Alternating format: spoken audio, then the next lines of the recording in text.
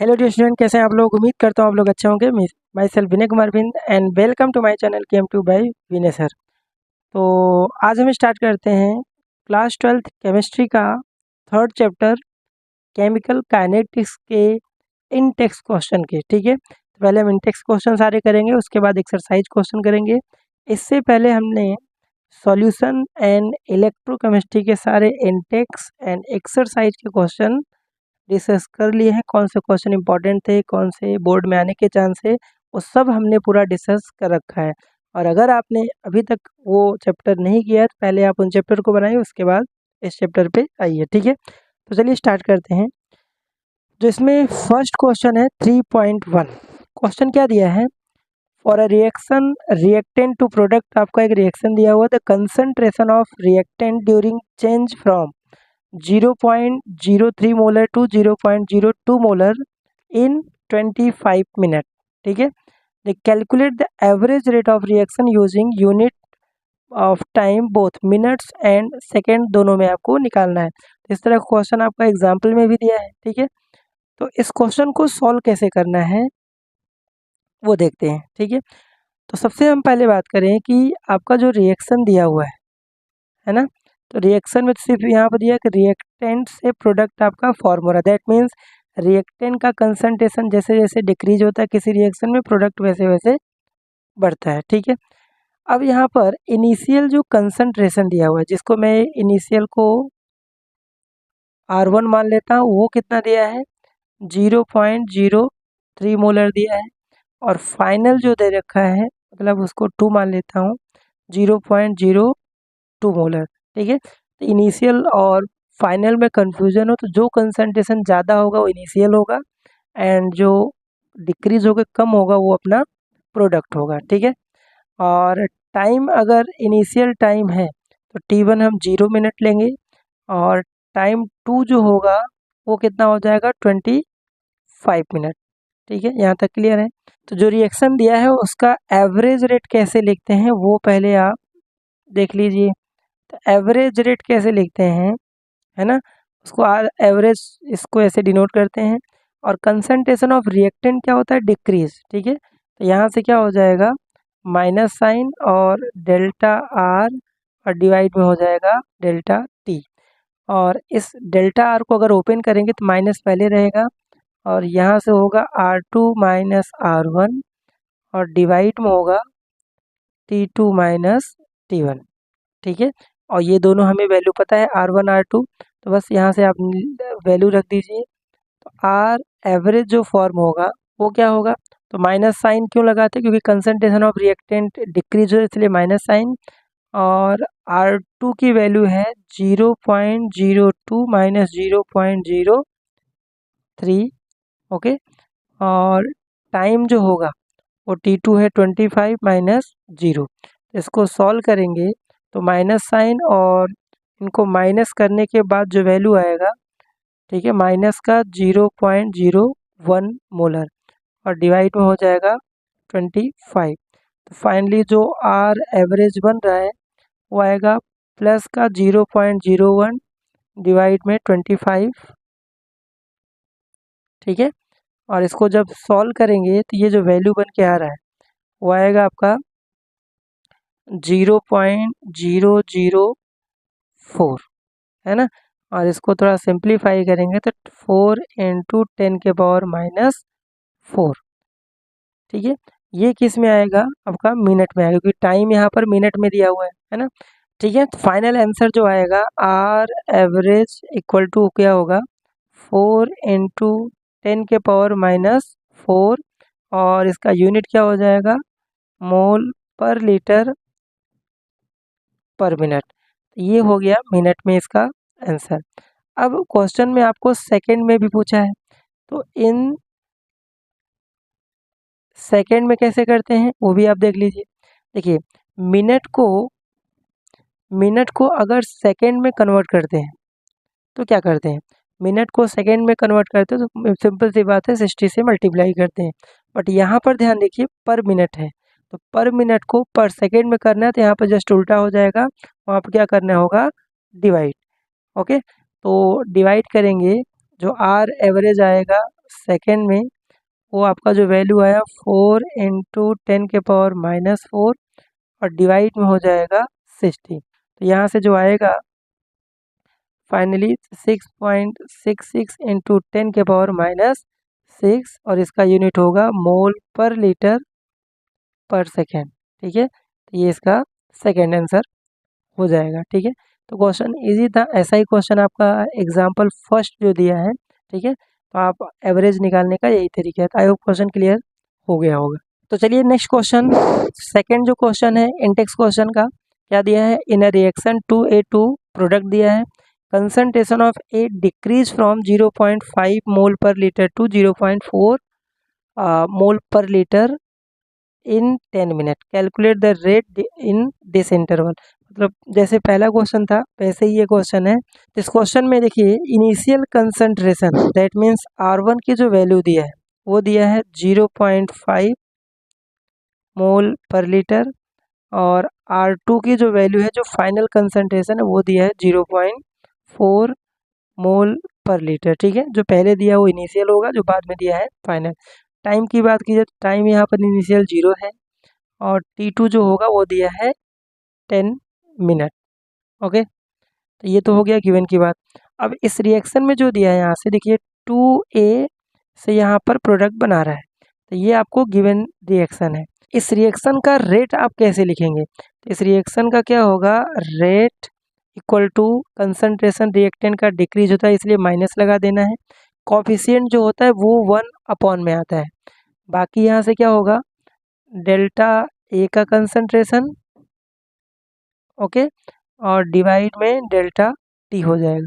तो बस यहाँ से -1/2 और जैसे हमने इसमें किया था R2 - R1, ओके, और डिवाइड में T2 - T1। ओके, बस यहाँ से वैल्यू रख दीजिए आप।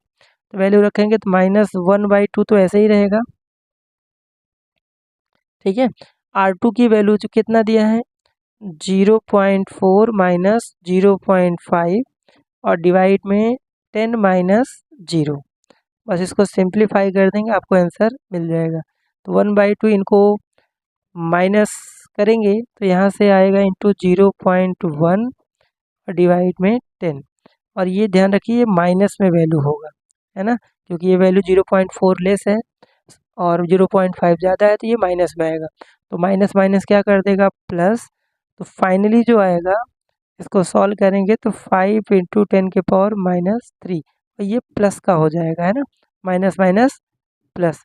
तो ये जो आएगा आपका मोल पर लीटर पर मिनट। तो फाइनल जो आपको आंसर मिल रहा है रेट इक्वल टू 5 × 10⁻³ मोल पर लीटर पर मिनट।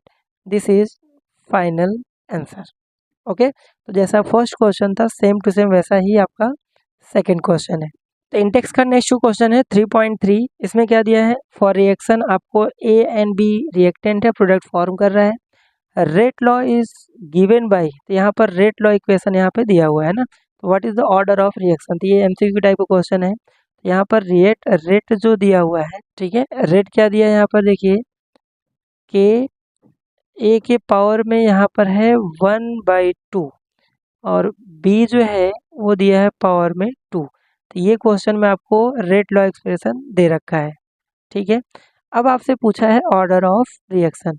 तो अगर आपने इस चैप्टर को पढ़ा होगा तो ऑर्डर ऑफ रिएक्शन क्या होता है, किसी रेट लॉ एक्सप्रेशन में जो कंसंट्रेशन ऑफ रिएक्टेंट का पावर होता है उसी का सम होता है ना। तो ए के पावर में है 1/2 और प्लस यहाँ से बी के पावर में है 2। तो इसको सम करेंगे तो आ जाएगा यहाँ से कितना 5/2। इसको सॉल्व करेंगे तो 2.5। ये इसका आंसर है ना। तो ऐसे क्वेश्चन एमसीक्यू में आते हैं, थ्योरी में 1-2 नंबर में आ सकते हैं। तो सिंपल सा रेट लॉ एक्सप्रेशन दिया हुआ है, जो इसका पावर है उसी का सम जो होगा वही उसका ऑर्डर ऑफ रिएक्शन होगा। तो चलिए बात करते हैं क्वेश्चन नंबर 3 का, है ना। तो इस तरह के क्वेश्चन थ्योरी में 2 मार्क्स में या फिर एमसीक्यू में बनते हैं। खासकर कंपटीशन में तो एमसीक्यू में ही आएगा और बोर्ड में ये एमसीक्यू थ्योरी दोनों में बन सकते हैं। देखते हैं क्वेश्चन क्या दिया है। The conversion of molecule X to Y follows second order kinetics. If the concentration of X is increased to 3 times, then how will it affect the rate of formation of Y? ठीक है, तो ध्यान रखिए यहाँ पर conversion molecule X to Y दिया है, that means इसका जो रिएक्शन होगा X टू Y होगा। ओके, तो ये इसका रिएक्शन होगा। अब यहाँ पर ये बोल रहा है कि फॉलो सेकेंड ऑर्डर, इस रिएक्शन का अगर मैं रेट लिखूँ तो रेट इक्वल टू क्या होगा, के और कंसंट्रेशन ऑफ रिएक्टेंट यहाँ पर एक्स है और बोला है सेकेंड ऑर्डर, तो पावर यहाँ पर क्या हो जाएगा 2। ठीक है, ये यहाँ पर इसका फर्स्ट इक्वेशन बन रहा है अकॉर्डिंग टू क्वेश्चन। अगर यही बोलता फॉलो फर्स्ट ऑर्डर तो पावर में क्या हो जाता है 1 हो जाता है ना। अब यहाँ पर जो दूसरा केस दिया हुआ है कंसंट्रेशन एक्स का इंक्रीज 3 टाइम इंक्रीज कर रहा है ना, तो मतलब एक्स के प्लेस पे आपको क्या ले लेना है 3x ले लेना है, तो रेट पे क्या इफेक्ट आएगा, इसका रेट क्या होगा, रेट इसको आर डैश मान लेता हूँ के, और एक्स के प्लेस पे आपको क्या रखना होगा 3x, और इसका क्या हो जाएगा स्क्वायर, क्योंकि सेकेंड ऑर्डर फॉलो कर रहा है। तो इसको सॉल्व करेंगे, 3 का स्क्वायर कितना हो जाएगा 9 के, और यहाँ से हो जाएगा एक्स स्क्वायर, तो ये हुआ आर डैश, और ये इसका सेकेंड इक्वेशन हुआ है ना। बस दोनों इक्वेशन को आप कंपेरिजन करो, तो यहाँ से हम बोल सकते हैं कि from first and second equation से आपको क्या पता चल रहा है कि आर डैश जो होगा वो 9 टाइम, आप देखिए ये जो के एक्स स्क्वायर है वो क्या आर के बराबर ही है। ठीक है, क्योंकि आर की जो वैल्यू आई थी क्या आया था के एक्स स्क्वायर है ना, तो हमने क्या करा इसी में वैल्यू रख दिया, 9 टाइम जो रेट होगा वो इंक्रीज हो जाएगा। ठीक है, इस तरह क्वेश्चन आते हैं और एक्सरसाइज में भी इस तरह से क्वेश्चन गिवन है। ओके, तो चलिए बात करते हैं इंटेक्स क्वेश्चन 3.5। ठीक है, तो क्वेश्चन क्या है, the first order reaction has a rate constant 1.15 into 10 के power -3 per second, how long will 5 gram of this reactant takes to reduce 3 gram. तो इस क्वेश्चन को करने के लिए सबसे पहले हम समझते हैं कि गिवन क्या है ना। रेट कांस्टेंट का मतलब के की वैल्यू आपको दे रखा है 1.15 इंटू 10 के पावर -3 पर सेकेंड। ठीक है, फर्स्ट ऑर्डर बोल रहा है, मतलब फर्स्ट ऑर्डर का फॉर्मूला आपको यूज करना है। और इनिशियल जो कंसंट्रेशन है आर नॉट वो कितना दिया है 5 ग्राम, और फाइनल जो कंसंट्रेशन है आर से डिनोट करते हैं वो दिया है 3 ग्राम, और अपने को फाइंड करना है टू फाइंड टाइम। ठीक है, तो टाइम आपको निकालना है, तो आपने फर्स्ट ऑर्डर का फॉर्मूला पढ़ा होगा। ठीक है, फर्स्ट ऑर्डर रिएक्शन का जो फॉर्मूला होता है ना, पूरे एक्सरसाइज में मोस्ट ऑफ जो क्वेश्चन है वो फर्स्ट ऑर्डर के है ना, तो इसका फर्स्ट ऑर्डर का जो फॉर्मूला होता है वो होता है कि रेट कांस्टेंट इक्वल टू होता है 2.303 डिवाइड में होगा टाइम, और होता है log initial concentration of reactant upon क्या होता है फाइनल। ठीक है, इस फॉर्मूले को आप अच्छे से रट लीजिए, बहुत सारे एक्सरसाइज के क्वेश्चन में इसका यूज होने वाला है। ओके, तो बस हमें टाइम निकालना है, तो टाइम के फॉर्मेट में अगर हम इसको सॉल्व करें तो टाइम इक्वल टू हो जाएगा 2.303, रेट कांस्टेंट की वैल्यू दे रखा है 1.15 इंटू 10 के पावर -3, और यहाँ से log initial concentration 5, final concentration यहाँ पे 3। बस इसको आप सॉल्व कर लीजिए, आपको आंसर मिल जाएगा है ना।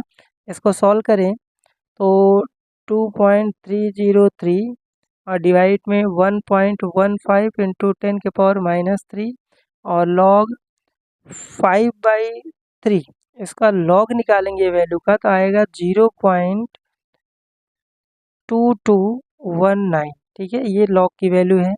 ओके, तो लॉग को लॉग टेबल से देख सकते हैं, या लॉग की प्रॉपर्टी लॉग 5 माइनस लॉग 3, तो ये लॉग आपका इतना आना चाहिए। ठीक है, और इसको पूरा भी क्वेश्चन बचा नहीं, इसको बस मल्टीप्लाई कर लीजिए, आपका जो आंसर बन के आएगा वो आएगा 4 ठीक है 4.3, और अप्रोक्स में जो आंसर दिया है एनसीईआरटी में 444 दिया है, और ये हो जाएगा सेकेंड में, है ना। तो फाइनल टाइम है 444 सेकेंड, ठीक है। तो अप्रोक्स आंसर दिया है, ये आपका फाइनल आंसर होगा। तो आई होप क्वेश्चन क्लियर हो गया होगा। तो हमने अभी तक इंटेक्स के 3.1 से 3.5 क्वेश्चन डिस्कस कर लिए हैं। 4 क्वेश्चन इंटेक्स के और हैं और उसको डिस्कस करेंगे। और अगर आप चैनल पे नए हैं तो चैनल को लाइक और सब्सक्राइब ज़रूर करें, ज़्यादा से ज़्यादा चैनल को शेयर करें और बेल आइकन को भी प्रेस कर लें ताकि वीडियो का नोटिफिकेशन सबसे पहले मिले। मिलते हैं नेक्स्ट वीडियो लेक्चर में। थैंक